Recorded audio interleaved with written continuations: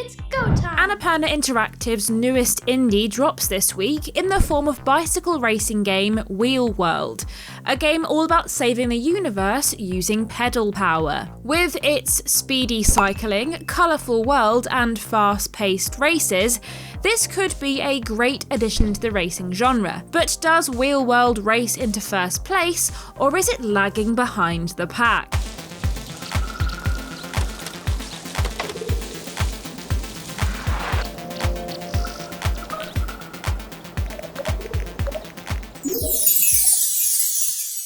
Before I answer that question, head over to patreon.com/idreamofindiegames, where you'll gain Discord access to the greatest indie gaming community, enjoy early ad-free shows, receive our new podcast 3 days early, get a shout out at the end of every video we produce, and more.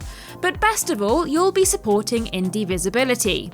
Your new indie gaming community is waiting for you. Kat, our protagonist, is a young cyclist who happens upon an ancient bike that contains an immortal bike demon, who has long since missed a scheduled great shift ritual, a necessary action that will send all of the spirits to the moon and save the entire universe. Using each other's skills, they must ride around Wheel World, collecting parts of the legendary bike, which have been distributed amongst the most popular riders in the area, and travel through the sewer of spirits. Through a series of races of various difficulties, you'll unlock new parts, upgrade your bike, and gain the all-important rep. The bulk of the game is very simple. You'll ride around the world to various points of interest and engage in races with various gangs of cyclists, all with their own unique quirks. Whether that be a bunch of elderly cyclists, a scientist and his horde of cycling robots, or just a bunch of guys who want to go really fast in a circle. There is lots of variety to the races and racers themselves, though when you are in the actual races, it is hard to really tell them apart. And aside from the actual courses they race on, there isn't a whole lot of difference in the way they actually race. Riding your bike, both in exploration and in the actual races, is very simple.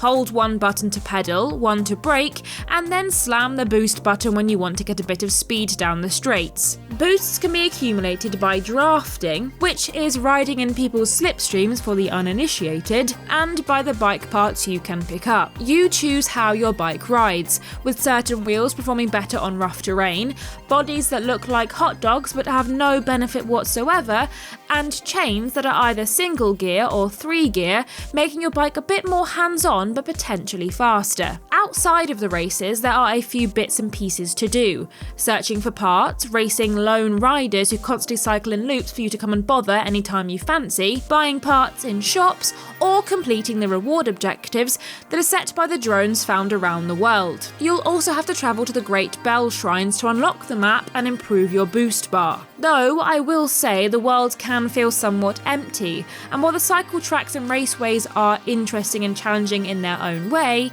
it would have been nice for there to be some variety in what else you can do within the world. The races themselves have a few different ways to gain rep, finishing within the top 3, winning the race, beating the lead racer's time, and collecting the letters K, A, and T, and still winning. It isn't essential to the main plot of the game to complete every single one of the challenges on all of the races, and some of them are very tricky to finish. But the more races you win, the more parts you unlock, and the higher your rep is, granting you access to even harder races. The issue I have with the races is mainly with the other racers. I found myself often getting stuck against other racers, and being pushed into a straight line as the bot forced its way onto its predetermined path. There was also the occasion where I would bounce off of or get stuck on seemingly nothing, turning me around or shunting me straight to the back of the pack. In a game that encourages you to ride fast and race well, it can be frustrating to be forced to start again due to something entirely out of your control. The varying locations can make for their own unique challenge. The farmland with its rough terrain, the forest with its steep inclines and winding roads, and the cities with their straight roads but with heavy traffic. There are plenty of variations in the way you'll have to race in each area. However, the traffic can be a problem during races, especially when one is stopped by a cyclist. The NPCs stop traffic, you get knocked on your ass, and suddenly you're trying to cycle through a wall of stopped traffic while it figures itself out. The game features an original soundtrack from independent artist Italians Do It Better, and with the selection of backing tracks and upbeat race music you are served throughout your time with the game, it really does pair perfectly with the action and story in Wheel World.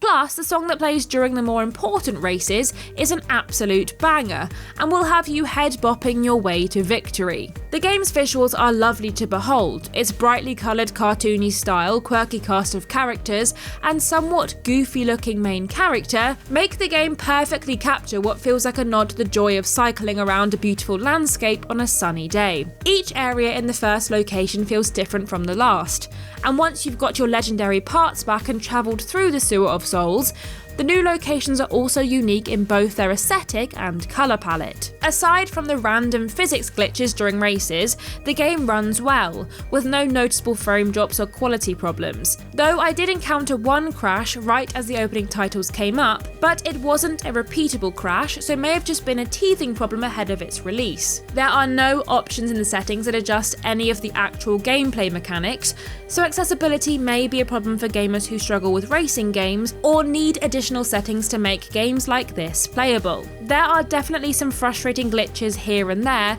that may irritate those of you who are avid racing game fans, and some of the races may be a bit difficult for newbies, but I am sure with its quirky look and upbeat music, the game will be a blast of fresh air during any particularly rainy days this summer. I feel Wheel World earns itself a silver genie lamp of approval as a colourful, joyful jaunt that you could easily play through the 5-hour runtime in one go and have a lovely time.